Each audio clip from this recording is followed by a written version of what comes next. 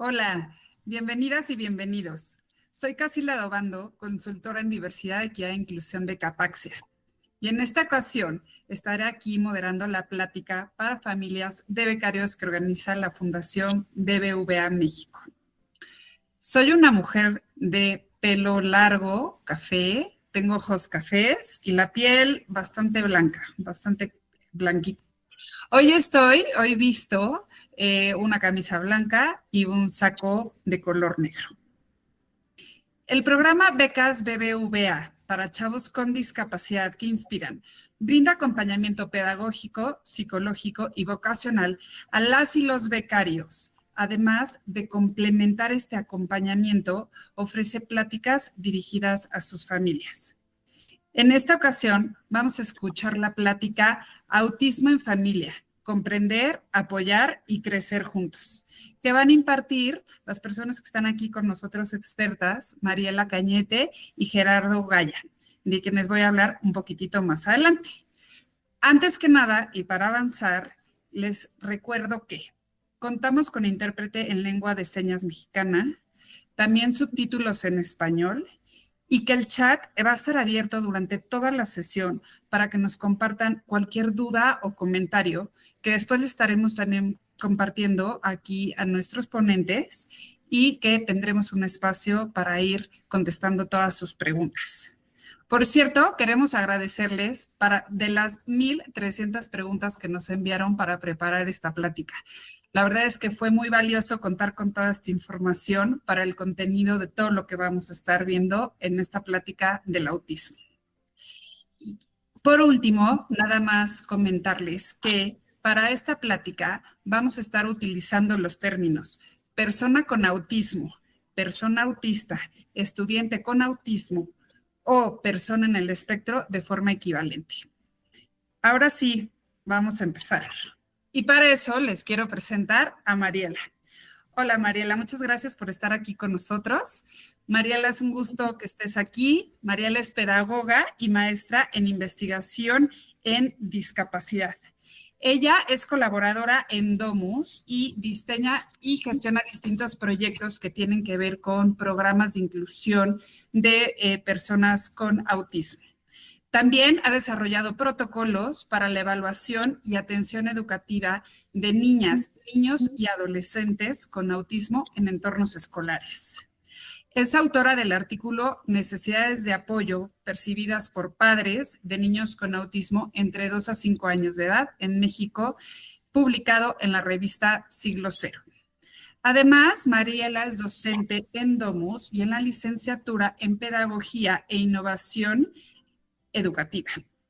Y finalmente, pues Mariela ha sido expositora en varios congresos, tanto nacionales como internacionales. Muchas gracias, Mariela, bienvenida. Y no sé si nos puedas nada más dar aquí algunas palabras de quién eres. Muchas gracias, pues encantada de estar en este foro. Muchas gracias a Fundación BBVA. Muchas gracias a todos los participantes. Yo soy Mariela Cañete. El día de hoy he visto una blusa morada, mi tez es morena, ¿no? Y pues encantada, ya les digo, de estar compartiendo con ustedes. Creo que adicional a lo que compartiste un poquito, Casilda, gracias por la presentación, pues decirles que inicialmente, ¿no? Estuve durante bastantes años atendiendo a niños, niñas con autismo, a sus familias, y que a mí realmente, además de generar capacitaciones y cursos en Domus, realmente siempre he tenido mucha pasión y mucho acercamiento a las familias, y creo que al final esta sesión es para, por y con las familias de las personas que nos están acompañando el día de hoy. También dar la bienvenida a cualquier persona dentro del espectro, o persona autista que nos esté acompañando, o cualquier persona con alguna condición, y pues que se sientan bien cómodos, cómodas, y que estamos aquí para atender sus dudas, sus principales inquietudes. Ya más adelante estaremos aportando en diferentes ejes. Gracias por la oportunidad. Muchísimas gracias, Mariela. Qué gusto de verdad tenerte aquí. Y Gerardo, bienvenido también. La verdad es que también es un honor tenerte en este foro y compartiendo este espacio. Les platico un poquito de Gerardo. Gerardo es presidente ejecutivo de Luminemos y miembro de la Asamblea de Presidentes de la COAMEX, que es la Coalición Mexicana por los derechos de las personas con discapacidad. En marzo del 2015 fundó Iluminemos por el Autismo tras el diagnóstico de autismo de su hijo. Ha realizado acciones y campañas de concientización sobre el autismo e inclusión en México y países de habla hispana, con más de 800 conferencias en diversos temas y foros, tanto en México, Estados Unidos y varios países de América Latina. Ha participado también como consejero en Centro de Autismo Teletón, Red Fácil y Movimiento 312, entre otros colectivos y asociaciones de discapacidad y autismo. Gerardo, muchas gracias y te cedo la palabra para que nos compartas un poquito de quién eres. Al contrario, gracias a ti, gracias a Fundación BBVA México por la invitación. Yo no me considero experto, me gusta decir que solo soy un papá inquieto, soy una persona de tez blanca, de complexión delgada, que soy muy coloquial también y que me gusta hablar de autismo, informar, divulgar, como dicen también, y sobre todo, pues intentar y poner todo el esfuerzo para crear un cambio radical en muchas cosas que todavía entendemos o pensamos que entendemos acerca del espectro autista. Muchísimas gracias, Gerardo. Y pues bueno, para avanzar y nada más un poco aquí, agradecerles nuevamente que están todas y todos conectados y un poquito contarles lo que vamos a abordar hoy, de qué trata este día, ¿no? Entonces, bueno, vamos a estar hablando un poco del autismo y de la neurodivergencia. Hemos visto que hay algunas dudas, necesitamos aclarar a veces conceptos, muchos comentarios y entonces lo vamos a abordar. Y luego vamos a pasar a un conversatorio justamente aquí con Gerardo y con Mariela, que nos van a hablar mucho sobre el contexto de las personas autistas, de mitos y realidades, recomendaciones también para interactuar. Hablaremos un poco de la relación que tiene que ver salud y autismo. Hubo muchas preguntas que tienen que ver con el tema de vida escolar, vida independiente y empleo. Y finalmente les daremos algunas últimas recomendaciones que, bueno, esperemos poder brindarles mucha información y, por supuesto, dejaremos un espacio para resolver preguntas y respuestas. Y con esto, pues ahora sí, digamos que damos el banderazo de salida, damos inicio. Y Mariela, quisiera rápidamente compartirte el micrófono para que nos platicaras un poquito desde Domus, bueno, y desde toda tu experiencia, ¿qué es el autismo? Gracias, Casilda. Pues bueno, tenemos aquí una presentación que nos ayuda, ¿no? Que está de apoyo. Aquí tenemos también descrito un poquito algunas ideas y a mí me gustaría profundizar en ellas, ¿no? Lo que vemos en esta diapositiva también es que es una condición del neurodesarrollo y lo que va a caracterizar, que creo que es bien importante que lo comprendamos porque la manera en la que entendemos una condición o alguna situación de vida va a determinar, ¿no? La manera en la que después la atendamos, la manera en la que la queramos acompañar o la manera en la que podamos brindar apoyos. Entonces, ¿qué es lo que va a caracterizar al autismo? Es algunas dificultades en comprender la comunicación, algunas dificultades en comunicarse, algunas dificultades en interactuar. Y esto es bien importante porque muchas veces no nos detenemos a entender el concepto de interacción, ¿no? ¿Qué significa interactuar? Pues conectar con el otro, ¿no? Y por aquí podríamos empezar a hablar de mitos, ¿no? Pero por ahí hay uno que dice que las personas con autismo no desean interactuar o no desean tener amigos o no desean tal.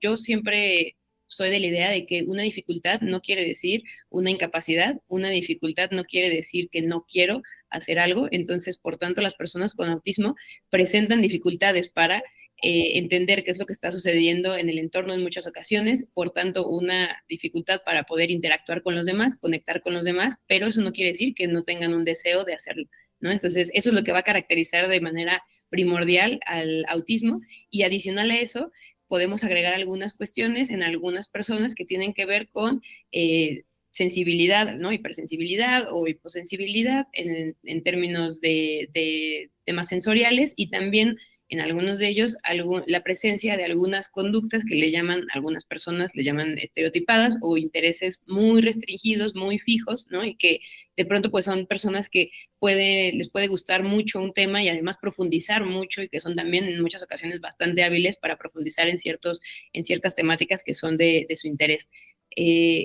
Es importante saber que esta dificultad que se presenta para comprender el entorno social es lo que dificulta en algunos momentos que se acepten ciertos cambios, ¿no? En el día a día sabemos que hay 1000 cambios, ¿no? El mundo es bastante caótico, para quienes viven en la Ciudad de México, es bien caótica y bien cambiante todo el tiempo, y una persona con autismo puede vivir muy difícil, de maneras muy difíciles, los cambios que son muy abruptos, ¿no? Entonces, van a ser como dos ejes que van a diferenciar el autismo de cualquier otra condición de vida, ¿no? O de cualquier otra situación, ¿no? La dificultad para comunicar e interactuar, que es un componente social, y estas conductas o estos intereses que son como muy, muy restringidos. Es muy importante que sepamos que estas dos dimensiones tienen que estar presentes cuando hablamos de autismo, porque hay personas que a veces dicen, oye, pero a mí también me molestan los sonidos, o a mí también pero eso no es la característica esencial, ¿no? De las personas con autismo, de las personas que viven con autismo. Muchísimas gracias, Mariela. Y Gerardo, bueno, un poquito profundizando aquí en justamente lo que nos comparte Mariela. Luego vemos que se utiliza la palabra espectro, ¿no? Cuando hablamos de autismo. No sé si aquí también nos puedas, por favor, compartir. ¿Qué significa esto? ¿Por qué se habla así de espectro? Yo detesto la palabra por la connotación que tiene en México de entrada, ¿no? Y digo, independientemente de eso, y de mi punto de vista o mi opinión personal, utilizamos la palabra espectro porque no es lineal, porque el autismo al final del día se manifiesta de una manera diferente en cada persona. Cada persona tiene su propio, digamos, principio de realidad, ¿no? A través del autismo. Obviamente yo hablo del autismo como padre, no como persona autista, ni mucho menos, pero si hablamos del espectro como tal, es que se manifiesta de una manera distinta de cada persona. Y creo que uno de los errores que muchas veces caemos cuando hablamos de autismo es que la generalización es la madre de todos los errores, porque no todas las personas autistas tienen una discapacidad intelectual y no todos son genios, como lo vemos de repente en contenidos de televisión, ¿no? No podemos tomar a lo mejor solamente con algún empresario muy prominente de Estados Unidos de decir que en su época de joven lo hubieran diagnosticado con Asperger. Bueno, eso es parte del espectro autista, es parte de una neurodivergencia como tal, pero no podemos generalizar, porque hay quienes se comunican bien verbalmente, hay quienes no, hay quienes tienen secolalia, hay incluso no hablantes, ¿no? O no verbales, como a veces también se les llama. Entonces, hablamos de espectro porque es muy amplio, ¿no? Y porque tenemos que voltear a ver lo más importante, que es la propia persona.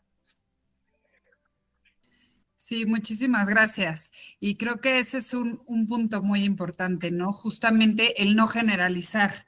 Estamos, como que así vamos un poco, a veces pienso, ¿no? Pensamos en persona con discapacidad o usuario de silla de ruedas y generalizamos, ¿no? Entonces, creo que, bueno, por esto se hace el énfasis aquí también en este tema del autismo, como pueden haber, pues cada persona es un individuo, cada persona es ahora sí que una diversidad. Y justo para avanzar en esta siguiente lámina, les vamos a compartir algunos datos, ¿no? Tal cual lo que dice es, ¿sabías que? ¿Ustedes sabían que 1 de cada 100 personas en el mundo es autista? Esto es una estadística de la Organización Mundial de la Salud. Pero Gerardo, la siguiente cifra dice que el diagnóstico aumenta en un 17% cada año. ¿Tú crees que a lo mejor no todos los casos estén identificados o qué opinas un poco de esto? No, totalmente. Mira, la Organización Mundial de la Salud, y no es crítica ni mucho menos, siempre va tarde respecto a las prevalencias. En Estados Unidos hoy hay estudios que señalan 1 de cada 36, pero en Corea del Sur, desde el 2005 al 2009, que hicieron diferentes estudios de prevalencia y demás, hablaban del 2.6%, más o menos la misma cifra del 1 de cada 36. Más allá de que se incremente cada año como tal, se amplían los criterios de diagnóstico también, las personas estamos más dispuestas, hay mayor conciencia social y también los padres estamos mucho más dispuestos a hablar del tema, lo que ha incidido directamente en hoy una prevalencia mucho mayor de la que se tenía quizá hace 20 años, ¿no? Por decir algún número, pero sabemos por estudios de Corea del Sur desde hace prácticamente 18 o 20 años que estamos hablando del 2.6% de la población que puede, ¿no?, tener autismo o formar parte o estar dentro del espectro autista. Estamos actualmente en una versión de los manuales de diagnóstico y no dudo que en los próximos 2, 3 años por ahí lanzan otra y estamos en espera de ver cómo se configuran nuevamente, digamos, todos los criterios de diagnóstico, ¿no? Pero al final del día, casi a mí como me gusta verlo, estamos hablando de entre el 1 y el 3% de la población mundial. No es una cosa menor. Es un tema que hay que voltear a ver y que hay que promover mucha política pública y las empresas, la sociedad en general, tenemos que poner mucho en nuestra parte también para que estas personas y para que Pablo, como padre, mi hijo tenga oportunidades, ¿no? Claro, por supuesto.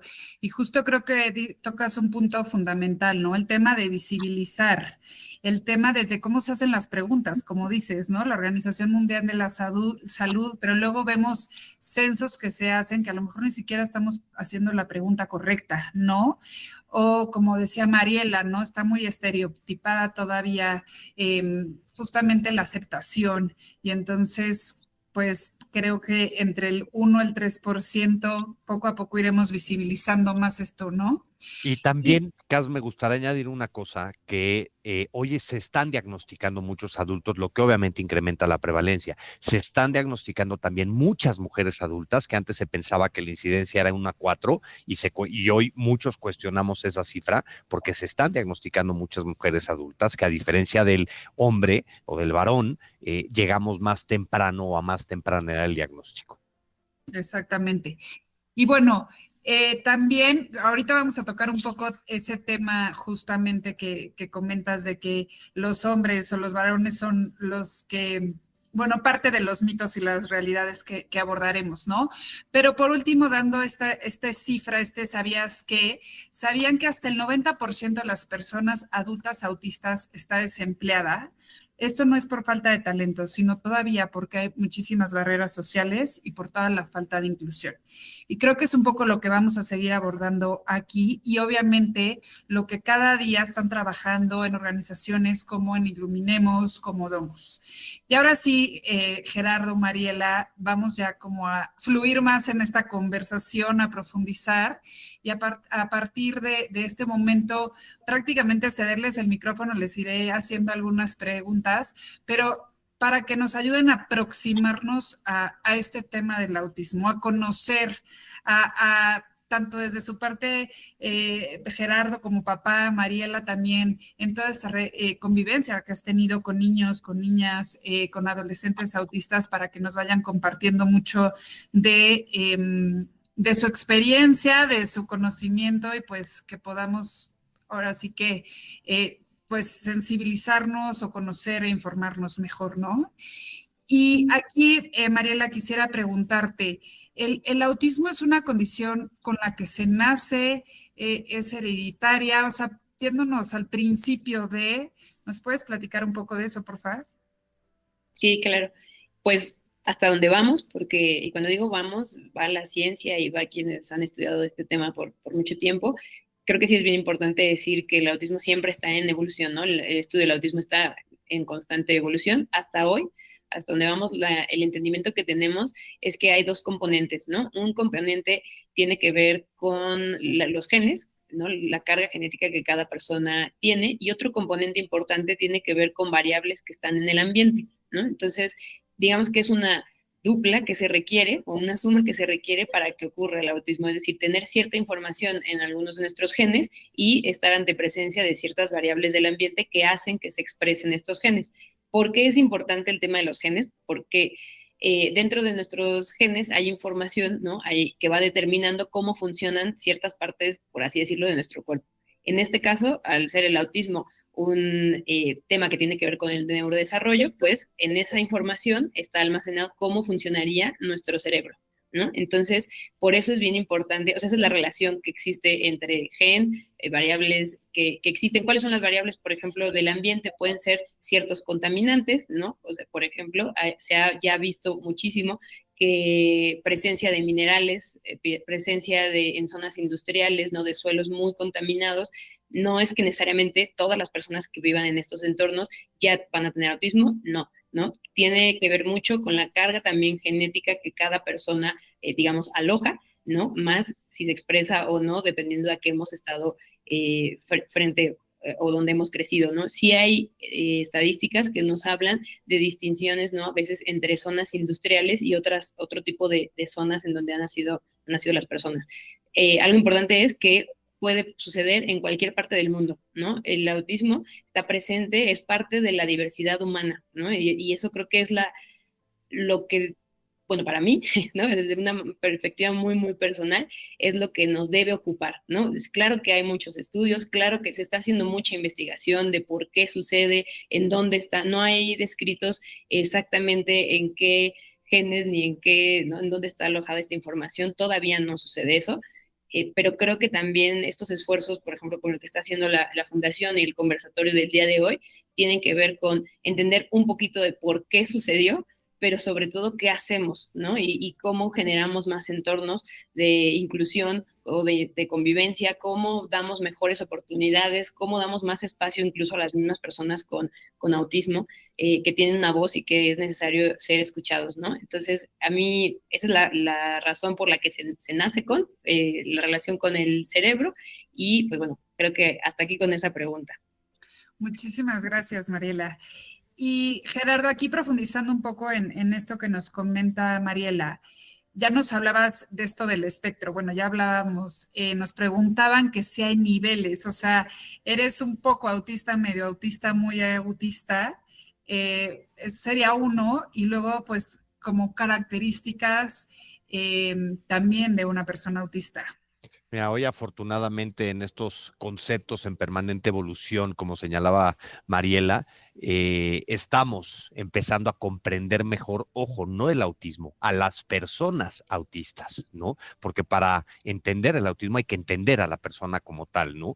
Hoy afortunadamente hablamos de los niveles de apoyo que requiere la persona y no del nivel 1, 2 o 3 de los desafíos que tenía, ¿no? Como era clasificado anteriormente. Cuando hablamos de estos distintos niveles de apoyo, pues pueden ser en menor o mayor grado. Al final del día, una persona autista va a requerir de apoyos toda su vida, algunos más, otros menos. En la parte, por ejemplo, de accesibilidad sensorial, cognitiva, ¿no? En la comunicación, a través de comunicación aumentativa, en la interacción social. Entonces, hoy afortunadamente estamos viendo mucho más allá las barreras del entorno, porque en cualquier desarrollo, en cualquier persona como tal, claro que hay un impacto en que el entorno tiene sobre la propia persona, en una persona autista igual. Entonces hablamos de 3 grados de niveles de apoyo, nivel 1, nivel 2, nivel 3. Pero yo luego también cuestiono un poco o mucho eso, porque una persona que diagnosticamos con nivel 3 de necesidades de apoyo, que resulta que se comunica a través de una tableta, a través de una plataforma de comunicación aumentativa y entonces puede interactuar, pasa a ser nivel 2 o cómo está la cosa, ¿no? Entonces también los niveles de apoyo están de acuerdo al entorno en donde viven, en donde nacen, en donde crecen, ¿no? Entonces estamos aprendiendo y la ciencia tiene que dar muchas respuestas con las clasificaciones diagnósticas, pero hoy estamos hablando de nivel 1, nivel 2 y nivel 3 de acuerdo a las necesidades de apoyo que requiere la persona. Correcto, no en cuanto a la persona. Y sí, ahí recientemente hice una investigación justamente para el 2 de abril, que es el día del autismo, y justo me metí a ver todo el tema de la historia, y realmente es muy reciente, ¿no? O sea, y más el quitarle tantos estereotipos y enfocarnos en un tema de derechos, como tal cual lo dices, un tema de apoyos, ¿no? Y no de seguir estigmatizando el autista 1, autista 2, autista 3, creo que también va mucho por ahí. Y eso me lleva un poquito como a, y a lo mejor Gerardo aquí también nos puedes apoyar, ¿no? ¿Cómo identificas? Y muchas personas de las que nos mandaron estas 1,300 preguntas, ¿cómo podemos un diagnóstico, detectarlo, ¿cómo sabes que de repente, pues a lo mejor tu hijo o tu hija puede tener autismo, ¿no? Mira, yo siempre digo que la madre y esas alertas y ese radar que tiene la mamá en cuanto al neurodesarrollo, pocas veces falla y pocas veces se equivoca, ¿no? Pero también sucede algo que hemos visto. A mayor necesidades de apoyo, más temprano llega el diagnóstico. Porque si un niño o una niña menor de 2, 3 años de edad, ¿no? Año, 8 meses, no está cumpliendo con esas metas del desarrollo o tiene comportamientos conductuales, ¿no? O tiene algunos desafíos en la comunicación o pierde de alguna manera el lenguaje o tiene intereses, vamos a llamarles, por ejemplo, el juego no funcional. ¿Y a qué me refiero? En que, por ejemplo, en vez de jugar con un carrito de una manera funcional, ¿no? Como es el juguete, utiliza como tal el juguete para mover rueditas, ¿no? O para alinearnos en fila. Todas esas al final del día son señales, digamos, de alerta o de detección. Pero llegamos al diagnóstico temprano cuando hablamos de altas necesidades de apoyo o de mayores necesidades de apoyo. Pero también los que tienen muy bajas necesidades de apoyo históricamente llegamos muy tarde, porque no te puedo decir datos porque no los tenemos como tal, pero nosotros hemos referido a diagnóstico a mujeres adultas de 44 años. Yo el caso personal que más he referido a un diagnóstico es un adulto de 58 años de edad, ¿no? Entonces, dependiendo mucho de la persona, pero al final del día, como madres, como padres, sabemos cuando algo no viene bien en el desarrollo de nuestros hijos, que tenemos que actuar. Y claro que también tenemos que hablar del diagnóstico diferencial cuando hablamos de detección, ¿no? Porque muchas veces se confunde el diagnóstico con algunas otras condiciones del neurodesarrollo, como TOC, ¿no? Por poner un ejemplo, o trastorno específico del lenguaje, que hoy se empieza a hablar mucho más también de eso. Entonces, muy importante el diagnóstico diferencial. Ahora, para mí, independientemente de todo eso, el diagnóstico es tan solo aquello con lo que tú como persona, padre o madre, puedes vivir en paz para hacer lo que tienes que hacer, que es intervenir y hacer lo mejor que puedes. Porque al final, cuando hablamos de intervención terapéutica como tal, cuando hablamos de tratamiento, y digo tratamiento entre comillas, porque también tiene una connotación clínica, ¿no? El hecho de independientemente del diagnóstico, lo más importante es actuar, tener las herramientas como padres, como madres, como persona adulta incluso que está recibiendo un diagnóstico, que le puede o te puede dar respuestas a muchas de las cosas de cómo reaccionas, cómo percibes, cómo respondes ante diferentes situaciones. Y es muy importante hablar del diagnóstico, bueno, de la detección, pero también del diagnóstico diferencial, ¿no? Para saber al final del día, pues cómo, porque de lo que se trata para mí es mejorar la calidad de vida, independientemente de los niveles de apoyo que se requiere. Totalmente de acuerdo. Totalmente de acuerdo. Muchas gracias, Gerardo. Y ahorita vamos a hablar más de justamente todo esto que estás diciendo, de temas de salud, etcétera. Pero antes de avanzar, porque creo que un tema muy importante cuando empezamos a visibilizar estos temas, como por ejemplo lo que es el autismo, pues justamente todo lo que son los prejuicios y los estereotipos son una barrera, ¿no? Generalizamos, o sea, de repente algún día te hablaron algo del tema y te dicen las personas autistas son agresivas o las personas autistas necesitan movimiento para regularse, etcétera. Existen muchísimas creencias que a veces son influenciadas por estos mitos o a lo mejor por desinformación, ¿no? Que pueden convertirse tal cual en barreras que limitan la inclusión y obviamente nos impiden reconocer y valorar la diversidad de cada persona. Y por eso, antes de seguir profundizando con esto en mente, Gerardo, Mariela, queríamos abordar un poco sobre estos mitos y realidades. Y Mariela, lo primero es este mito que hay de el autismo es una enfermedad que se puede curar. ¿Qué nos puedes decir de la realidad o sobre este mito? Bueno, creo que es muy importante que hablemos de qué sí es verdad y qué no es verdad hasta donde tenemos información, ¿no? Por un lado, pienso también mucho en las personas que nos están escuchando. Seguramente hay mamás, papás, personas dentro del espectro. También seguramente hay docentes que por ahí pueden estar recibiendo alumnos o atendiendo alumnos, ¿no? Que están dentro del espectro. Y yo creo que sí es muy importante quitarnos, ¿no? De la cabeza cierta información que nos estorba, ¿no? Nos estorba para hacer entornos mucho más inclusivos, para brindar apoyo. Yo estoy muy, muy en sintonía con lo que mencionó Gerardo hace un momento. Creo que de manera como muy resumida, el diagnóstico sirve para saber cómo le voy a poder apoyar, ¿no? Porque el diagnóstico es uno, o sea, es en este caso autismo, porque le caracteriza cierta, ¿no? O sea, hay como ciertas características específicas, ¿no? Entonces, ¿qué es importante saber aquí? No es, empezamos diciendo, es una condición, ¿no? Del neurodesarrollo, se nace y se transita toda la vida con él, ¿no? Y entonces, en este sentido, no es algo que se necesite ser curado, ¿no? No es algo que hay una medicina, no es algo que tenía y no tenía y entonces ahora sí tiene, ¿no? No es una enfermedad, porque también en muchos, en general creo que en términos de discapacidad hay una idea de que hay un mal funcionamiento, ¿no? O hay un funcionamiento inadecuado de la persona cuando hablo de discapacidad o cuando hablo de alguna neurodivergencia, en este caso cuando hablo de autismo, ¿no? Entonces, primero decirles o invitarles, no es una persona que está mal, ¿no? Que está malito, que es un angelito, no es una persona que no sabe, no es una persona que necesita ser curada ni rehabilitada, ¿no? Esos son ya conceptos que ya tenemos que dejar en el pasado, ¿no? ¿Qué necesita esta persona? Necesita un sistema de apoyos, ¿no? Necesita asistir a la escuela, asistir, si es un adulto, pues ir al trabajo, necesita un entorno, una familia que empiece quitándose también estas ideas y justo, pues, imagínense la dificultad que tienen los papás ante una sociedad que piensa que el autismo todavía es una enfermedad. Claro que cuando le dan el diagnóstico, pues se quiere, ¿no? Como quiere decir, wow, ¿qué hago? Tengo que curarlo, es mi culpa, no es mi culpa. O sea, los mitos por eso también hacen mucho daño, ¿no? Porque no es verdad que existen así como en una nube, sino que uno como que los encaramos o les vamos dando y vamos dando menos oportunidades a las personas que viven con estas condiciones y a sus familias también, ¿no? Entonces, no es una enfermedad y no se cura, pero es porque no hay algo que curar. Y justo también, Gerardo, cuando generalizamos, ¿no? De las personas autistas no sienten emociones ni empatía. Híjole, ¿qué nos puedes platicar aquí, Gerardo?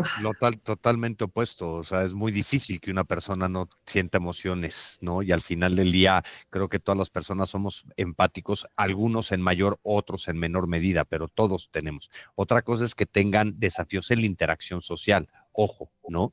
Pero si no sintieran emociones, perdón, pero no estarían vivos porque como seres humanos venimos a sentir, eso es un mito totalmente descartado. Muchas gracias. ¿Y qué me pueden decir de este que también me encontré mucho sobre el tema de que las vacunas causan autismo? Mira, tristemente, y ahorita Mariela me encantará también escuchar su opinión, pero tristemente hoy el debate se está abriendo nuevamente a nivel mundial o a nivel global porque el secretario de Salud de Estados Unidos es uno de los principales impulsores del movimiento antivacunas como tal. Y entonces ya hay brotes de sarampión en Texas, en Europa y demás, y otros brotes que ya se habían de alguna manera erradicado. Está totalmente descartada la teoría. Están abriendo para mí otra caja de Pandora nuevamente, queriendo buscar y encontrar las causas, las razones por las cuales lo causan, qué causa el autismo. Perdón, deberíamos de estar investigando mucho más en temas de cómo intervenir independientemente de cualquier etapa de vida para mejorar su calidad. Deberíamos de estar invirtiendo en comprender, no en investigar las causas. Deberíamos de estar investigando en temas de cómo podemos hacer para que realmente tengan una vida plena. Deberíamos de estar fomentando más la inclusión y no voltear a ver, como decir, es que las vacunas causan autismo, no, porque eso está totalmente descartado y creo que el contexto geopolítico actual no va a favorecer en nada por los próximos años nuevamente ese debate. Mariela, no sé si quieras comentar algo. Creo que está súper claro, pero creo que incluso hay que vacunar a las personas, a los niños, a las niñas, o sea, es bien importante eso. ¿Qué sí sucede y por qué? Creo que algo importante es por qué pasó, ¿no? ¿Por qué le echaron la culpa, por así decirlo, a las vacunas? Ya se desmintió, como ya muy bien lo dijo Gerardo, pero sí que hubo un estudio en algún momento que alguien, ¿no? En donde alguien dijo, un componente de las vacunas propicia el autismo, ¿no? Entonces fue eso lo que lo detonó y al final de la vida incluso el autor ¿no? O sea, se desmintió y dijo, no es verdad, no era así, explicó, ya está descartado. Y algo que creo también importante, a la par de lo que estamos comentando, es invitarles y que tengamos una conciencia de que la vacunación también debe ser una vacunación responsable. ¿Qué quiere decir esto? Es importante vacunarnos contra todo lo que existe, sí, porque por algo existe, previene ciertas circunstancias. Ahora, no podemos ignorar que hay efectos que tienen las vacunas que no causan autismo, ¿no? Hay efectos como que te da fiebre, o sea, hay ciertos efectos que tienen las vacunas en las personas, ¿no? No es como cualquier situación. Entonces, ¿qué sí es importante? Llevar los esquemas con un tiempo de separación, ¿no? Entre una y otra, eso sí es importante, ¿no? Y también es importante reconocer que muchas veces hay señales de presencia del trastorno del espectro autista desde antes de las vacunas, ¿no? Sucede que hay muchas que pasan en la primera infancia y que coinciden, ¿no? Es que desde que lo vacuné ya no habla, o desde que lo vacuné ya no tal, pero es o sea, de verdad que si grabáramos como un video de la vida, ¿no? Del día a día de un niño, de una niña, diríamos, desde aquí ya no me buscaba, desde antes ya no me buscaba, desde antes ya no me veía, desde antes tal, ¿no? Luego lo vacuné, ¿no? Y entonces sucedieron ciertas cosas, pero no es que le diera autismo por la vacuna, jamás, eso no es real, ¿no? Súper. Y por último, en este tema de mitos y realidades, cuando hablamos en el tema de inclusión laboral, siempre es como, hay que incluir a gente autista porque son unos genios. Hay que incluir a gente autista porque, híjole, ¿cómo le saben para cosas STEM, para matemáticas? ¿Qué nos pueden decir sobre esto? No todos. Algunos, sí. ¿No? Como algunos, y sucede ahí algo conceptual interesante, Cas. Interés restringido para un autista es pasión para el neurotípico, ¿no? Yo puedo tener una pasión desmedida por la programación, por decir algo, porque tengo la capacidad de identificar patrones, ¿no? En sistemas de información y demás. Es una habilidad que puedo tener y es una pasión que tengo, no es un interés restringido como tal, ¿no? Lo que estamos hablando es de formas de pensamiento. Hay gente que es más visual, hay gente que es más literal, hay gente que es más creativa, porque, por ejemplo, hoy, desmitificando esto, hay en España una agencia de publicidad en donde hay ilustradores gráficos que son autistas y que son neurodivergentes, no nada más para temas tecnológicos. Y ojo, no todos son genios, ¿no? No podemos romantizar tampoco el autismo a decir es que todos son los genios, porque también es un mito y mitote. Muchas gracias, Gerardo. Y es que quiero tocar muchos temas, pero bueno, voy a pasar a lo siguiente que tiene que ver con estas recomendaciones de interacción. Un poquito ya nos han platicado, ¿no? Pero ¿qué nos dirían? ¿Sabes qué? Hoy me dicen mi hijo, mi hija tiene autismo, o voy en la escuela, o entra a trabajar alguien conmigo que es una persona autista. ¿Cuáles son estas recomendaciones, Mariela, que nos pudieran dar para interactuar con una persona con autismo? Mira, creo que las que están aquí puestas, ¿no? Son bien, bien valiosas. Voy a tomar algunas y desarrollo un poquito, pero creo que el autismo es un tema que ya hablamos hace ratito, en donde hay dificultad para interactuar y paradójicamente yo creo que es una de las condiciones que más claridad nos va a requerir a las personas neurotípicas cuando establecemos relaciones. Es decir, aquí lo que estamos viendo es habla con claridad, pregunta y no supongas, ¿no? Que si lo vemos es como, pues realmente es como deberíamos o como podríamos hacer de cierta manera todo mucho más accesible, ¿no? No asumir, no darle 80 vueltas a un tema, ¿no? Acercarnos con la justa medida y con la distancia adecuada, no asumir que la otra persona quiere que lo saludemos, lo abracemos y lo carguemos, ¿no? A lo mejor lo más valioso es preguntarle a ti cómo te gusta, de entrada, a ti cómo te gusta que te hable, a ti cómo me gusta que te refieras, te puedo decir Cas o te gusta que te diga Casilda, y tú me dices y en función de eso yo respeto eso, ¿no? Es también mucho respeto justo por lo que cada persona nos decide, ¿no? Entonces, a mí cuando las familias nos dicen, oye, recibí este diagnóstico, además de tomar un tiempo, ¿no? Y de buscar información y de no abrumarnos demasiado con todo y lo que eso implica, yo lo que recomiendo es ve más despacio, ¿no? Ve más despacio con tu niño, con tu niña, dale más oportunidad, porque vamos muy rápido, ¿no? Y si podemos imaginarnos un día en la mañana, o sea, como que lo peinas, ¿no? Lo vistes, lo medio bañas, tú te medio bañas, sales corriendo, pues salimos mal comidos, mal, ¿no? Desayunados, y ahí se pierden muchas oportunidades de interactuar. Y curiosamente, si tu niño o niña tiene una dificultad, o el joven, ¿no? También tiene una dificultad para interactuar, le estás dando muchas menos oportunidades de interactuar con calma, de que entienda qué es lo que está pasando, de que lea todas las señales. Entonces yo diría, vamos más despacio, ¿no? Háblale lo suficiente, o sea, no lo llenes de información, así como yo estoy llenando ahorita información, eso no lo hagan, ¿no? No lo llenes de información, claro, concreto, y conforme vaya entendiendo más palabras, pues vamos entendiendo más palabras, ¿no? Respeta lo que te va a decir, él o ella te lo van a decir o te lo van a mostrar. Si no ha desarrollado el lenguaje, se hace para atrás, no le insistas en tocarlo, no hay necesidad. Ahora, si le gusta, pues ok, chócalas, lo saludas como cualquier otra persona, ¿no? Y algo bien importante que dice aquí en esta diapositiva, dice, no juzgues sus formas de expresarse. Si la persona se mece o evita mirarte a los ojos, es su manera, ¿no? O sea, es una de sus maneras de autorregularse. Que las personas con autismo, para docentes o personas que nos estén viendo, no se están meciendo para molestarte, no están haciendo lo que sea que estén haciendo, de verdad, genuinamente, no lo están haciendo para molestarte, ¿no? Entonces, también tenemos como mucho esta idea de que todos nos tenemos que comportar de la misma forma, y si no nos comportamos de la misma manera o estamos todos hechos al molde, entonces somos inadecuados, ¿no? Entonces, yo creo que una de las ideas también es transmitir a nuestra red principal de apoyo a nuestras familias que cómo se comporta mi niño, mi niña, el joven, ¿no? Etcétera, y que lo veamos con naturalidad, ¿no? Que no estemos como interfiriendo ahí en sus conductas.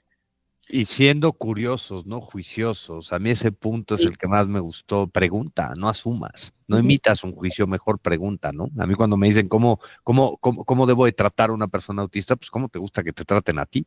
Claro. Pero nuevamente, y Gerardo, justo por eso quería pasar aquí como ligando este tema, la siguiente lámina que tiene que ver con la comunicación, ¿no? Yo siento que aunque me digas, híjole, cómo me gusta que me traten, tengo miedo a lo mejor, Gerardo, tengo prejuicios o simplemente literal no sé cómo comunicarme, ¿no? Entonces veo a alguien que se está meciendo y no entiendo, sí, o sea, ¿qué recomendaciones me darías un poquito para buscar quitar esos sesgos y prejuicios que a lo mejor traemos también y que al no interactuar o no informarnos se vuelven una barrera, ¿no? Dijiste para mí lo que es la barrera número 1 de la inclusión, que es el miedo y nuestros propios prejuicios. Si yo llego contigo como adulta, no te conozco y te quiero dar un abrazo, ¿por qué te vas a dejar dar un abrazo? ¿No? O sea, si yo llego contigo de una manera mucho más empática, te digo, hola, ¿cómo estás? Soy Gerardo, ¿te puedo dar un abrazo? Pues ya verás tú si me lo quieres dar o no, ¿no? Pero ya te di la elección como tal. Hay muchas barreras en nuestros propios miedos y en nuestros prejuicios, con niños todavía más. Si yo llego como adulto con mi tamaño, aunque no soy muy alto de estatura, pero si yo llego con un niño y llego encima de él casi, pues para arriba lo voy a asustar casi, ¿no? Tengo que ponerme a su nivel para tratar de interactuar con él, ¿no? Cuando existen barreras en la comunicación, los pictogramas, las historias sociales son claves y fundamentales para el desarrollo de un niño o una niña autista como tal. Es la forma en la cual, por ejemplo, yo me comunico con mi hijo, que es no hablante, ¿no? O preverbal, o ya no sé cómo decirle porque siempre hay un término nuevo que me van a regañar.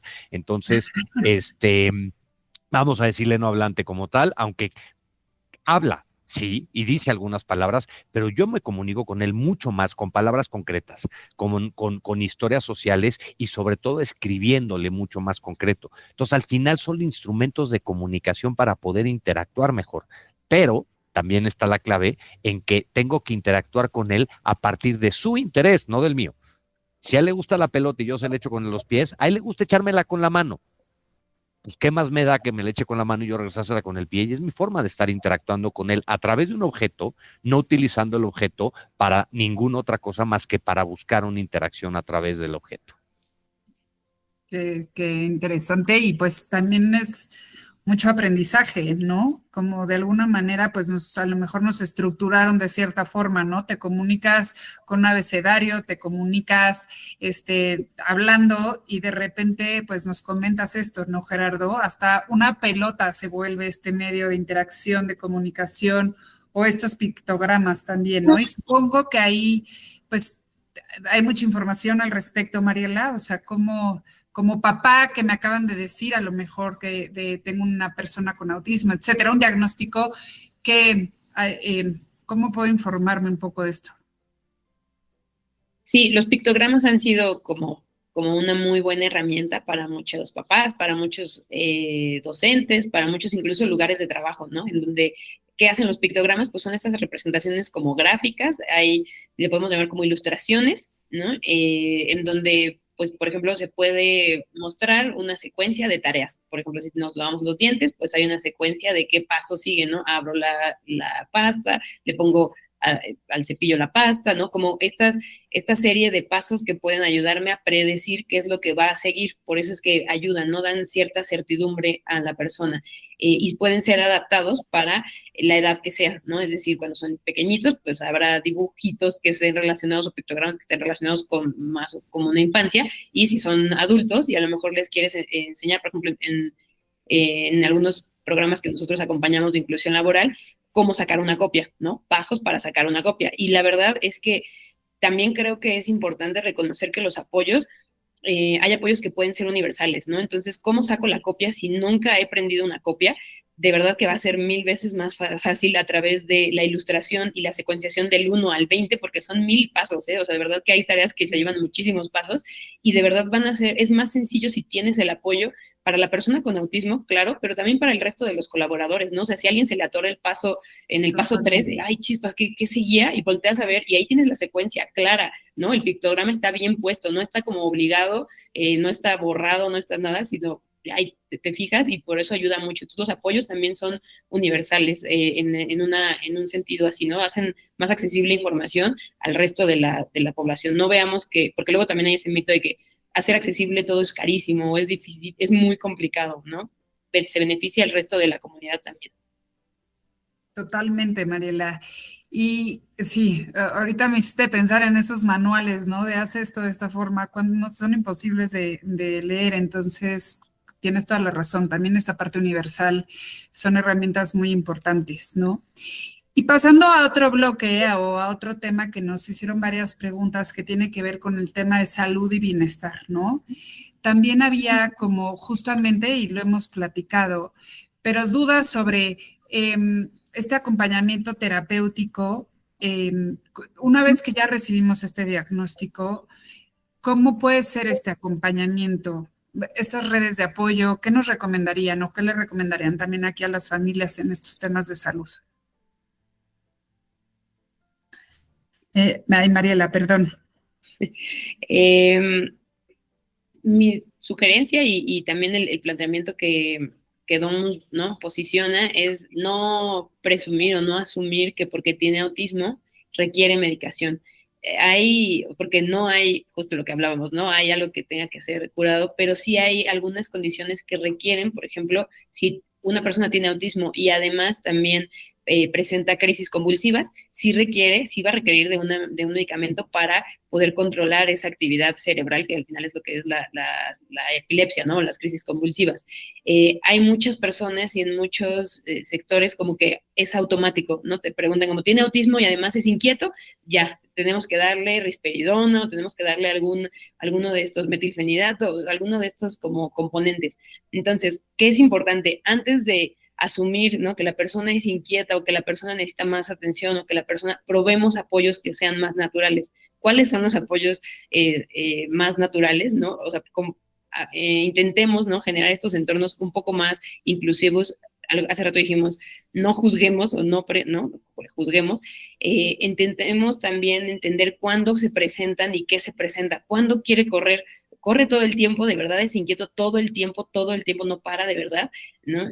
O hay una serie de estrategias que a lo mejor explicándole mejor la actividad de la escuela, a lo mejor si le explico mejor lo que estoy esperando de él, a lo mejor si tengo un poco más si voy más despacio y le puedo dar más oportunidad de que incluso se equivoque y aprenda, a lo mejor ya deja de, ¿no? O sea, como deja de correr por todos lados, ¿sí me explico? No siempre necesito que tu cerebro se apague, ¿no? Porque eso también, y es importante decirlo, los medicamentos tienen un efecto, ¿no? Entonces, sí son importantes cuando sean la última opción, ¿no? De verdad es cuando sean la última opción. Todos sabemos, y aquí hay una pregunta que tiene que ver con la alimentación, todos sabemos que si comemos chocolate, coca, ¿no? Un gansito y algo más, es probable que estemos un poquito más inquietos, ¿no? Es probable. Entonces, no asumamos que necesita el medicamento si ¿no?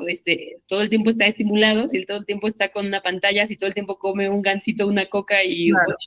8 cucharadas de azúcar. Mejor primero quito eso, ¿no? O voy eliminando eso y una dieta a lo mejor un poquito más sana, salgo al patio, salgo a caminar, hago actividades, si me explico, le explico mejor lo que espero de él en la escuela.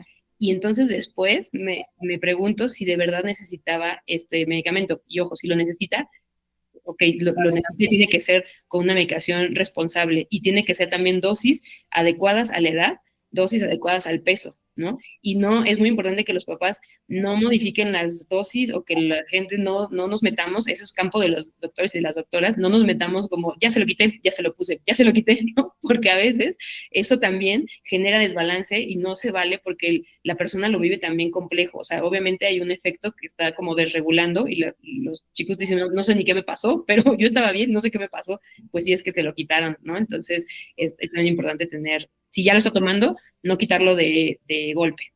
Y muchas veces lo que nos pasa como padres, Cas, que llega un especialista o alguien que consideramos especialista y nos dice, toma este medicamento y ni siquiera lo cuestionamos, ni siquiera preguntamos qué es, ¿no?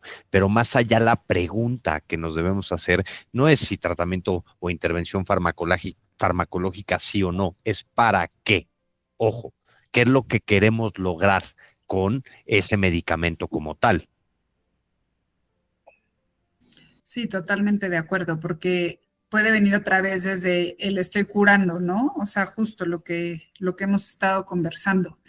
Y bueno, en este tema también de medicamentos, de más que nada de bienestar, ah, hace ratito comentabas también, Mariela, pero te quiero preguntar a ti, Gerardo, sobre el tema del autocuidado, ¿no? Que me parece importante, este, pues justo tú, no sé, a lo mejor lo has vivido con tu hijo, ¿no? Que tienes estas formas de comunicación, etcétera, pero ¿cómo les enseñamos también o cómo compartimos estos temas de autocuidado desde el aseo, desde, etcétera?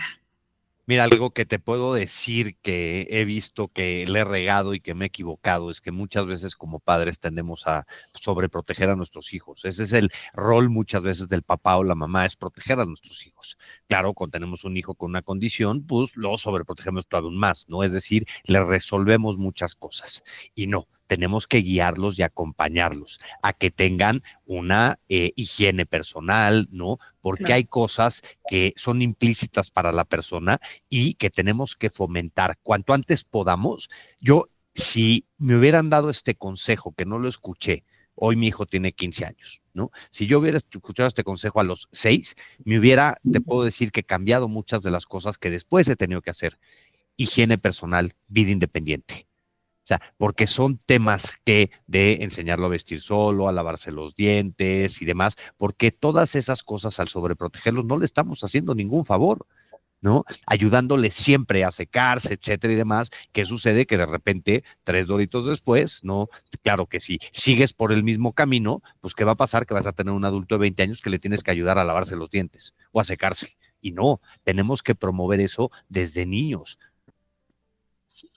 Me encanta, Gerardo. Y ahorita al final te voy a hacer una pregunta de vida independiente, pero me encanta que vamos platicando como de este desarrollo o del crecimiento, ¿no? A los 6 años me hubiera encantado este consejo. Y aquí cuéntenme un poquito en esta lámina sobre, estamos hablando de la vida escolar y el autismo, ¿no? ¿Cómo ha sido este tema? Bueno, pues ya empezamos con el tema de la rutina, el autocuidado, pero las oportunidades educativas, ¿no? Mi hijo, mi hija puede ir a una escuela regular, hay una escuela especial, los métodos de estudio se adaptan un poquito. Si nos pueden contar, igual Gerardo aquí, ¿cómo ha sido esto o qué recomendaciones nos darías? La sensibilización para mí es lo que abre el camino, ¿no? El hecho, hay un debate, ¿no? Sobre si los estamos etiquetando o no. Para mí la sensibilización elimina el estigma por completo, ¿no? La sensibilización del personal académico, administrativo, de todo el colegio y, ojo, de los padres de los otros niños o niñas del colegio. ¿No? Porque muchas veces el problema no somos no son los niños, somos los adultos cuando llegamos con nuestros prejuicios, ¿no? Para mí esa es la base, ¿no? Y a partir de ahí, hombre, Mariela puede aportar muchísimo más en el tema de métodos de estudio o en el tema de adolescentes. Justo, Mariela, también si nos puedes decir aquí un poco en tu experiencia, nos habías dicho, bueno, que habías escrito sobre este tema, pero ¿cómo es para la inclusión de adolescentes, no? ¿Cómo justamente vamos adaptando, vamos a una escuela regular? ¿Qué nos puedes platicar aquí? Algo importante es, como hace ratito decía Gerardo, ¿para qué, no? ¿Para qué vamos a la escuela? Y entender hasta cuándo sí o cuándo no la escuela. Algo importante creo es pensar la escuela como un entorno no nada más académico, o sea, es decir, no solo vamos a aprender a sumar, a restar y el ABC, que es importante saberlo, ¿no? De pronto, pero también es un lugar en donde es una oportunidad para hacer amigos, ¿no? Es una oportunidad para tener un recreo, un lunch con alguien más, es una oportunidad para conocer otras formas de pensar de otras personas. Si el autismo es, volvemos, ¿no? Las personas con autismo tienen una dificultad para interactuar, pues, ¿qué me conviene? Pues que interactúe, ¿no? Que tenga el mayor número de oportunidades para interactuar. ¿En dónde podemos interactuar? A veces en la escuela, a veces a la pregunta de cuál es la mejor escuela para mi hijo o mi hija, si es pequeñito o ya está adolescente o es, ¿no? También depende del número de alumnos, depende del número, ¿no? A lo mejor le viene mejor una escuela que tenga menos alumnos si es que es muy sensible a los sonidos. ¿Por qué? Porque no vamos a poder controlar, ¿no? El número de personas que asisten. O a lo mejor si es una escuela, hay escuelas que tienen un reglamento que de verdad, parece que es como la Biblia, ¿no? Y que no lo pueden modificar y entonces tú les dices, oye, dale chance de que venga con sus, en la presentación estamos visualizando un adolescente con unos audífonos y que muchas personas con autismo utilizan reductores de sonido, ¿no? Que se asemejan como a unos audífonos y entonces tú les dices a las docentes o a los docentes, oye, dale chance de que entre con esto, lo que hace es reducir, sí te va a escuchar, pero reduce el sonido. Y muchos lugares nos dicen, no, no forma parte, no, no se vale, ¿no? O les dices, oye, dale chance de que haga ¿cómo se llama? El examen con esta calculadora o dale chance de que tome, ¿no? Porque a lo mejor no está reteniendo toda la información y no hay oportunidad de hacer ajustes. Entonces, ¿cuál es la mejor escuela para mi hijo? La que me permita hacer los ajustes que le permitan a él o a ella tener una mejor calidad de vida. ¿Qué es una mejor calidad de vida? Tener, ¿no? Acceso, sí, digamos, equiparar las condiciones de que pueda entrar al salón, se vale que entre al salón, sí, se vale que promuevan que tenga amistades, porque lo que decía al inicio, no se va solo a hacer doctorados a las escuelas, sino se va también a tener amigos y a poder entender otras perspectivas, se va a hacer parte de la comunidad, por eso lo que dice Gerardo es importante, la sensibilización abre la puerta a la persona con autismo, pero también pues a que también me hablen los papás, ¿no? O sea, hace no mucho tiempo nos decía un papá, oye, es que o sea, hicieron como un comité de papás en donde firmaron cartas para que mi hijo ya no forme parte de la escuela porque tuvo un tema conductual, todos se asustaron y todos los papás ya no me permiten la entrada. Entonces, imagínense, o sea, la escena es terrible, ¿no? De venir con dos papás, papá, mamá, con su pequeñito, entrar a la escuela y que sean los papás, porque ahí sí, de verdad eran los papás, no era la institución educativa, quienes dijeron, ya no quiero que mi hijo venga con él, ¿no? Entonces sí sensibilizar a todos, ¿no? Sensibilizar parejo a los compañeros, a los docentes, a los administrativos y a los papás y a los directivos. Mi sueño dorado es que cuando eso pase, a todos los que firmaron los saquen de ese colegio y que se vayan a otro. Claro. Sí, claro. Totalmente de acuerdo. Y bueno, pues estamos ya llegando al final, hemos hablado mucho, les digo, de estas etapas y por último el tema también de la adolescencia, ¿no? Rápidamente preguntarles, Gerardo, Mariela, sobre el manejo de emociones en adolescentes. No sé, Gerardo, creo que tú nos decías, tiene 15 años. Ya lo pasaste, lo estás viviendo. Estoy justo ahí. Momento. Mira, yo creo mucho en el empoderamiento de la propia persona, del propio conocimiento de la persona y su manejo emocional, ¿no? Yo soy muy fiel creyente de eso, en darle todas las herramientas para que él pueda estar mejor. La adolescencia es una etapa complicada para todas y todos hemos estado ahí, todos tenemos crisis emocionales. A mí me ha pasado con mi hija, que es un poco más neurotípica, ¿no? Que de repente, es que no sé por qué lloro. Si de repente a ti te pasa también como adulto, ¿no? Pero el conocimiento que tengamos sobre nuestras propias emociones para mí es fundamental, ¿no? Y abrir esos canales de comunicación, ¿no? No digo tener las conversaciones, abrir esos canales de comunicación para poder tener la información y poder guiarlos y acompañarlos mejor. Claro que sí. Muchas gracias. Y Mariela, por último, otro tema que nos gustaría preguntarte sobre el tema justamente de adolescentes que tiene que ver con el tema de la educación sexual. ¿Qué nos puedes compartir aquí? ¿Cómo podemos abordar este tema con personas con autismo, adolescentes con autismo? Sí, me gusta mucho esta pregunta porque casi siempre la preguntan en la adolescencia o en la adultez. Algo muy importante para quienes todavía no estén en la adolescencia y en la adultez es estas cuestiones se enseñan desde que somos chiquitos, chiquitas, ¿no? Entonces, ¿cómo se enseña la educación sexual, no? Cada cosa, cada contenido apropiado a la edad, pero forma parte de la privacidad, ¿no? La privacidad es nuestras partes de diferentes partes del cuerpo, diferentes comportamientos que se valen y no se valen, ¿no? Fuera y dentro de un lugar que me pueda poner en riesgo. Es decir, ¿se vale estar, ¿no? Desnudo o desnuda en la calle? No. ¿Por qué? Porque me pongo en riesgo, ¿no? Porque hay una consecuencia, pero también me pongo en riesgo, ¿no? Entonces, ¿qué sí se vale desde, y yo sé que la pregunta va orientada a la adolescencia, pero sí creo que es importante abordarla también desde la infancia. Y si no sucedió en la infancia, pues entonces también en la adolescencia.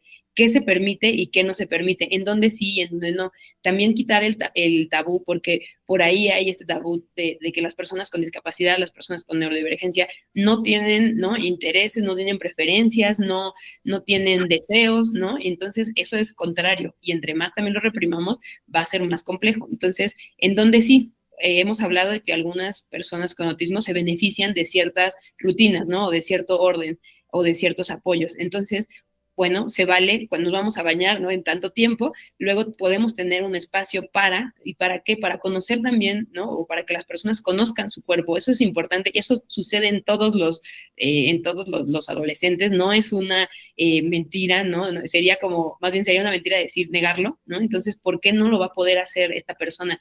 Siempre que decimos, no se vale que lo haga, estamos quitando como esta esencia de humano, ¿no? De ser persona. Y es lo que decía un poquito Gerardo hace rato, decía, pues todos pasamos por dificultades cuando estamos en la adolescencia, pues todos pasamos también por entender cómo funcionaba el cuerpo, todo el mundo pasó por ciertos intereses, por ciertas dudas, por ciertas, ¿no? También las personas con autismo, negarles esto, y esto es un derecho también, negar este derecho a explorar, negar este derecho a tener espacios de privacidad, de verdad, anótenlo en su agenda de adolescencia. Tu niño, o sea, ya no es tu niño, más bien es tu joven o tu joven, ¿no? Necesita espacios de privacidad, ¿no? ¿Para qué? Necesita espacios también de cuidado. Es decir, y hay muchos manuales, también pueden encontrarlos también en internet, en términos de higiene, ¿no? Por ejemplo, ¿qué hago después? Por ejemplo, hay personas que aprenden a masturbarse y después de eso, pues hay que tener, o antes y después hay que tener una rutina de higiene. Y eso no lo podemos negar, es importante y es importante que se los enseñemos. Alguien se los tiene que enseñar, alguien los tiene que acompañar, sobre todo cuando requieren más apoyos, ¿no? Entonces no lo neguemos y hagámoslo así, usemos pictogramas si es necesario y pues creo que son recomendaciones muy generales, pero pues daría para otro encuentro de Fundación BBVA hablar de esto de verdad. Totalmente de acuerdo. Y la verdad es que definitivamente creo que podríamos profundizar por horas. Finalmente, en esta última lámina les estamos compartiendo algunas películas sobre, para que puedan tener más información. Como decía Mariela, hay algunos manuales, pero también hay algunas películas, ¿no? Y aquí quisiera nada más ya cerrar, ¿no? Porque estas películas nos pueden ayudar a sensibilizar y a conocer, pero sí recordando que muchas veces también pueden venir de alguna manera estereotipadas las conductas del autismo, ¿no? Entonces, bueno, pues ya aquí con toda la información que nos han compartido Mariela, Gerardo, quiero pasar al espacio de preguntas y respuestas. Tenemos, no saben cuántas preguntas hemos tenido de parte del público, de la gente que nos está escuchando. Somos muchísimas personas conectadas y para ya pasar a este tema, les voy a ir compartiendo las preguntas Mariela, Gerardo y que me ayuden a contestarlas. Dice la primera, soy una persona con autismo y soy adulto. ¿Hay algo que me puedan recomendar para mejorar habilidades sociales? Nunca recibí apoyo para mejorarlas siendo niño, ya que el diagnóstico lo tuve en la adultez. Mira, yo mi recomendación sería acercarse a algún grupo como tal de pares, ¿no? Hoy hay muchos grupos, en la Ciudad de México hay algunos por ahí en Facebook con Gama, no sé si Domus tenga hoy en día también grupos de adultos y demás, porque al final del día es un desarrollo de, entre comillas, competencias, ¿no? De poder interactuar y de que tengan algunas herramientas para tal. Empieza a haber mucha información sobre ello, afortunadamente. Sí, yo también coincido, creo que es bien importante que otras personas que viven o que hayan vivido, ¿no?, algo similar, puedan compartir sus propias herramientas. Y lo que decíamos, ¿no? Convivir es la mejor, obviamente va a ser la mejor herramienta, y convivir con, pero no con cualquier persona, convivir con personas que están dispuestas, ¿no?, a brindar apoyos, que no tienen prejuicios, y muchas veces vamos a encontrar ahí a personas dentro del espectro. Entonces yo creo que buscar estos espacios es muy, muy valioso, como ya lo mencionaron. Y creo que va un poquito por ahí la siguiente pregunta, porque es, ¿no? ¿Cómo puedo solicitar apoyo para un joven de espectro autista que va a entrar a la preparatoria? Pero más que nada porque, pues obviamente como que hay esta ansiedad con, ¿no? Con el tema del cambio de estudio. ¿Cómo podemos ahí acompañarles? La anticipación es clave, las historias sociales, el brindarle información que le reduzca esa ansiedad. Lo decía Mariela hace ratito, ¿no? Las estructuras benefician mucho. A cualquier ser humano de bebé le benefician las estructuras. Pues alguna persona autista desde niño necesita mucho más de esas estructuras para no tener ansiedad. A mí me pasa con mi hija, que es más, insisto, neurotípica que el hermano, le tengo que estar anticipando. O Álvaro siempre me pregunta, y después, y después, y después, hoy vamos a ir al cine, y después a cenar, y después, o sea, siempre le tengo que estar anticipando y anticipando y anticipando, y dentro de eso es anticiparle el cambio, ya sea a través de historias sociales, a través de material fotográfico, ¿no? Por eso, por ejemplo, con muchas de las actividades que hemos desarrollado nosotros como organización, casi siempre tenemos un manual de anticipación para que la gente medio sepa de cómo es la experiencia, y eso reduce la ansiedad. Muchas gracias. Y justo en este tema de la ansiedad, o más bien los comentarios, ¿no? Entro a la escuela, entro a la preparatoria y puede haber comentarios negativos de la gente alrededor, ¿no? Sí. ¿Qué recomendación harían aquí o qué le dirían a la gente? ¿Cómo lo harías con tu hijo, por ejemplo, Gerardo? Sensibilizando, sensibilizando y sensibilizando, y teniendo esa conversación que podemos considerar incómoda. El hecho de llegar a la escuela y decir, y el hecho de llegar con los papás y decir, y el hecho de llegar y decirlo. Y cuando hablamos de jóvenes autistas y adultos autistas, también algo que a ver, y no soy experto ni especialista, ojo, pero si algo yo he visto platicando con muchos adultos autistas, se ha dicho, háblenlo, háblenlo. Oye, hola, soy Mariana, soy autista. Oye, soy Mariana, tengo una condición, ¿no? Claro, nadie lo vamos a poner en nuestra tarjeta de presentación, nadie lo pone en su currículum, no, nosotros no estamos acostumbrados a llegar. Si tú crees que eso puede ayudarte en tu contexto y en tu entorno, hazlo, atrévete a hacerlo, porque hay una frase muy famosa que dicen que una vez que conoces tus fallas, nadie puede usarlas contra ti. Y Gerardo, en ese, o sea, justo en esto que estás diciendo, siento que es como visibilízalo, ¿no? O sea, es bueno que le contemos a la gente a nuestro alrededor sobre a lo mejor el autismo de un familiar, de un amigo, de una amiga. Ayuda justamente como a, pues sí, a lo mejor a mejorar la convivencia, la interacción, el entorno. 100%, y de hecho acabo de traducir un texto que vi inspirado de una cuenta americana, que les dejo mi perfil de Instagram, Gerardo-Gaya, está un poquito abajo, pero es una de las mejores informaciones que he encontrado yo en Instagram al respecto, porque te habla de cómo nos sentimos los padres en nuestros contextos familiares y sociales, y te lo leeré a completo, pero me voy a tomar muchísimo tiempo. Mejor les mando el link para ver si lo pueden poner ahí en el chat. Sí, perfecto. Creo que todo eso nos ayudaría muchísimo a seguirnos informando. Y bueno, mientras nos los pones, también Mariela, ¿por qué no hay tanto empleo? Viendo que en Domus además abordamos mucho esto, el tema de la inclusión laboral. ¿Por qué no hay tanto, es otra pregunta, ¿por qué no hay tanto empleo para una persona con autismo? Y si ustedes saben en dónde ellos pueden colaborar. Sí, yo creo que porque no hay, o sea, sí hay un montón de empleos, hay un montón de lugares en donde se puede colaborar. Lo que creo que no hay es justo esta sensibilización y esta capacitación en los diversos entornos. Más bien, no hay suficientes lugares comprometidos con la inclusión laboral, ¿no? Y eso pasó con el tema de inclusión educativa. Entonces, un día fue obligatorio, ¿no? Un día se puso en la ley, se normó, y ahora hay mucha más, no estoy diciendo que completamente tenemos el tema resuelto, pero sí hay mucha más inclusión educativa y eso es a lo que apunta también la inclusión laboral. Entonces sí necesitamos también, algo importante cuando hablamos de inclusión es que no todo se lo echemos a la persona con autismo ni a su familia, ¿eh? O sea, sí es bien importante que también en la inclusión hay otros agentes de la sociedad, estamos en las organizaciones de la sociedad civil, pero también está el gobierno, pero también están las empresas, pero también están los consultores y hemos hecho también proyectos como en conjunto y hay que unir fuerzas, ¿no? O sea, no basta que la persona con autismo ya estudió, o sea, una vez una persona con autismo me decía, es que a mí me dijeron que estudiaba, me tomaba una maestría y luego hacía entrevistas y luego ya iba a tener un trabajo y ya iba a tener una familia y iba a ser muy feliz. Y me dijo, llevo muchas maestrías ya, ¿no? Llevo muchos años estudiando y no salto, ¿no? Y entonces, ¿en dónde estaba el problema? ¿Es él el problema? No, no, es más bien que no hay todavía, o muchos lugares todavía no tienen ajustados o adecuados ciertos perfiles, ni siquiera también el proceso de reclutamiento, ¿no? Entonces, ya hay algunos entornos, pues con Capaxia hacemos proyectos, Domus tiene proyectos de inclusión laboral, Enlace tiene proyectos también de inclusión laboral, hay mucha información ya, Especialisterne también tiene proyectos de inclusión laboral.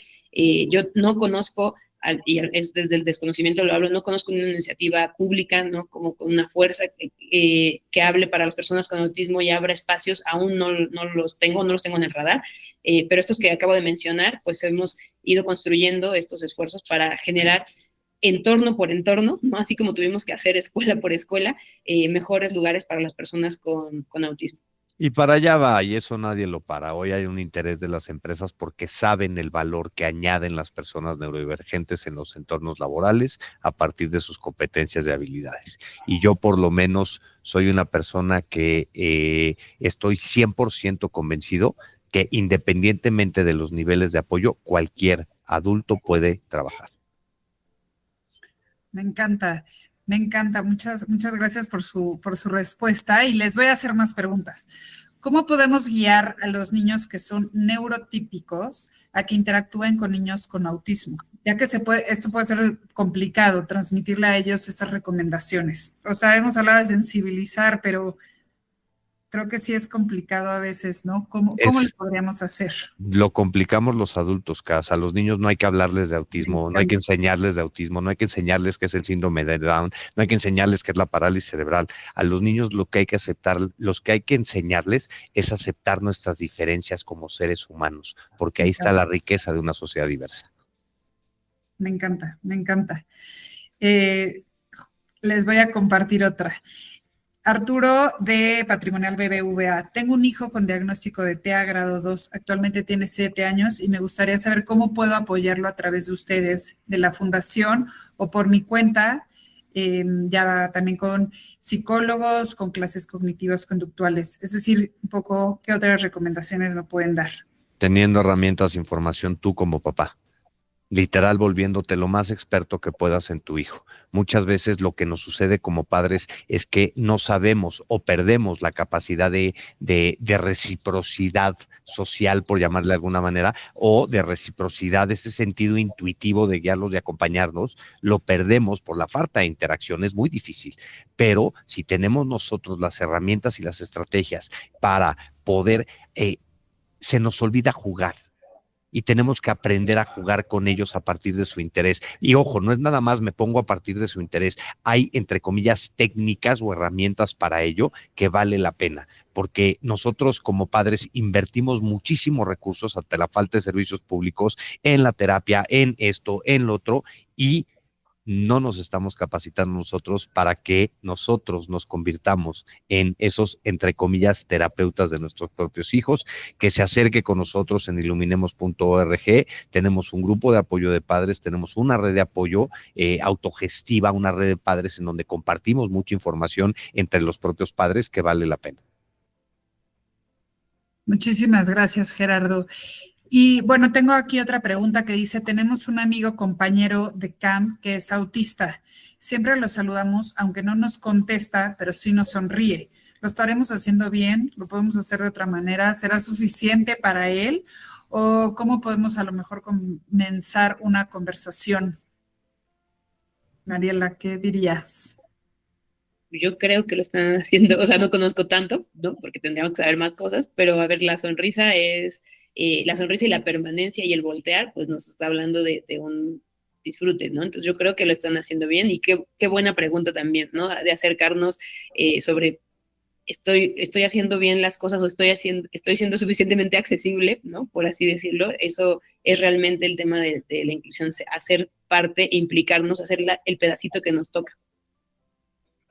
Muchas gracias. Y bueno, también nos preguntan si hay una base de datos o acercarse con ustedes para alguna posible sospecha de algún familiar, algún hijo o una hija con dentro del espectro.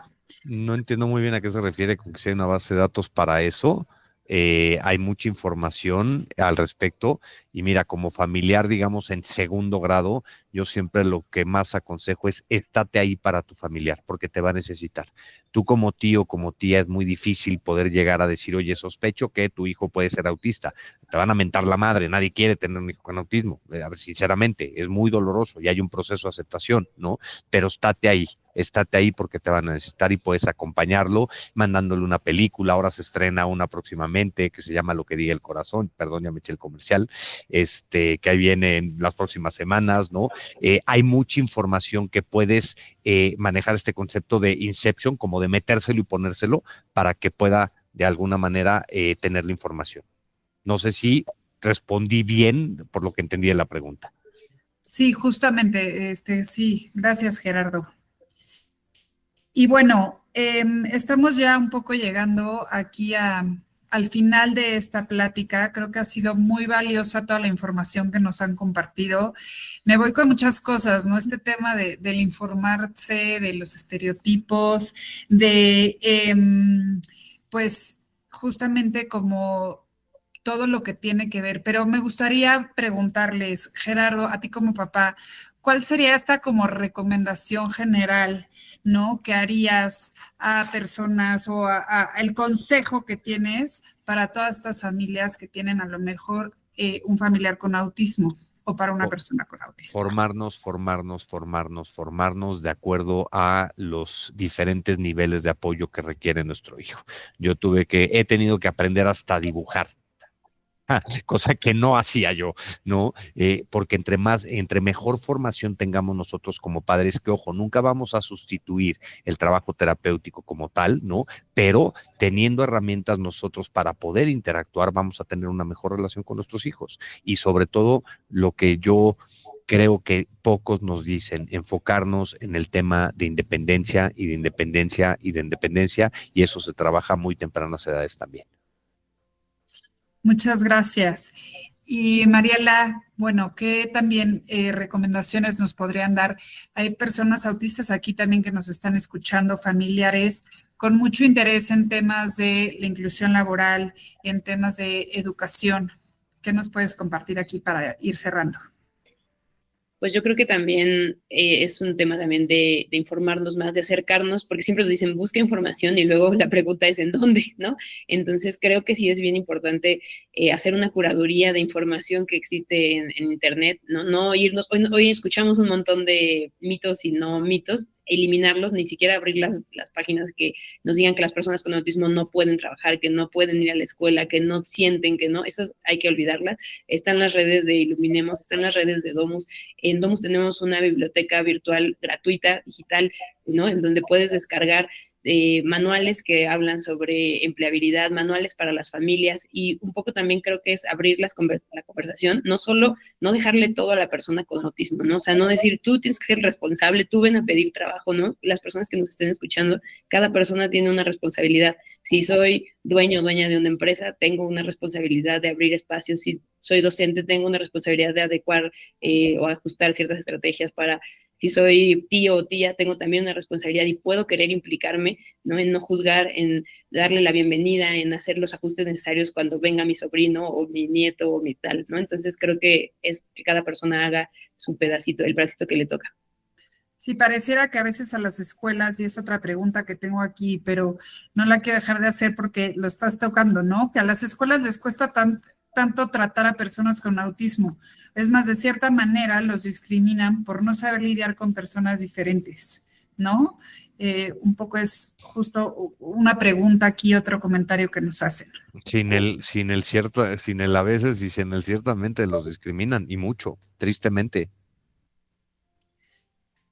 Sí, Sí, no es una materia que sea obligatoria, por ejemplo, no se ha convertido, o sea, los docentes todavía tienen mucha carencia de información, algunos hacen lo que pueden con lo que tienen y otros realmente pasan por este tema de prejuicios, ¿no? Y de estereotipos y le cierran las puertas a muchas personas. Al final yo creo que tenemos que volver a las bases, ¿no? Es un derecho para las personas con cualquier condición tener educación, tener acceso a la salud, entonces no se vale que nos digan aquí no podemos, aquí no, si no podemos hay que acercarnos a lugares que nos puedan capacitar, que nos puedan sensibilizar, ¿no? Hay que tener otra vez, vuelvo a esta parte del compromiso y de la parte, de hacer la parte que nos toca.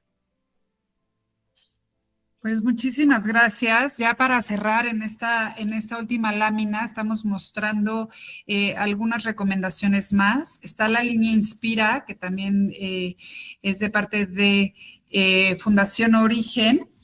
Y recuerda aquí, si sientes tristeza, confusión, enojo, miedo o cualquier sentimiento del que quieras hablar, puedes contactar a la línea Inspira, que es un espacio creado para acompañarte y orientarte emocionalmente, el cual es exclusivo y gratuito para los becarios y para los becarios con discapacidad. Lo hacemos extensivo también para sus familiares, sus papás y para las y los tutores. Y bueno, ahí viene el teléfono, el número es 800-999-1045. Si eres un chavo con discapacidad auditiva, también puedes escribir a el correo asesoríasbecarios.mx@bbva.com para agendar una asesoría con una persona intérprete de lengua de señas. Y pues la verdad es que les agradecemos a todos, a todas, por todas estas preguntas que nos compartieron, por todo, por estar aquí, por su espacio, por su interés. Agradecemos muchísimo, Mariela, a Gerardo, por esta interesante plática y a ustedes por acompañarnos y por participar con tanto entusiasmo. También le queremos agradecer a los intérpretes, a las intérpretes de lengua de señas mexicanas, a Daniel, que estuvo aquí acompañándonos, y a Gloria, que está ahorita haciendo la interpretación, y a las y los asesores de la Fundación BBVA México que nos acompañaron durante toda la sesión.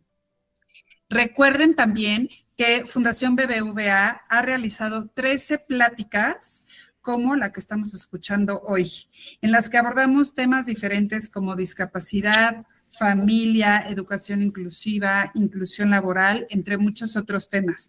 Estas las pueden encontrar en la página, las pueden consultar en la página de Fundación BBVA, www.fundacionbbva.mx, en la sección de programas, becas BBVA y en la parte de chavos con discapacidad.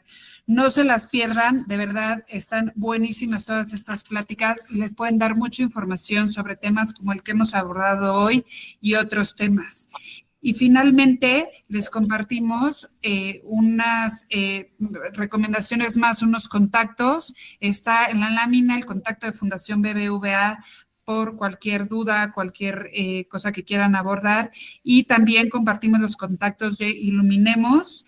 El teléfono de la línea de Iluminemos que también tienen es justamente 800-911-2985. Están todos los días, bueno, de lunes a domingo de 8 a 10 p.m., ¿no? Y viene aquí el contacto, el correo que es contacto@iluminemos.org.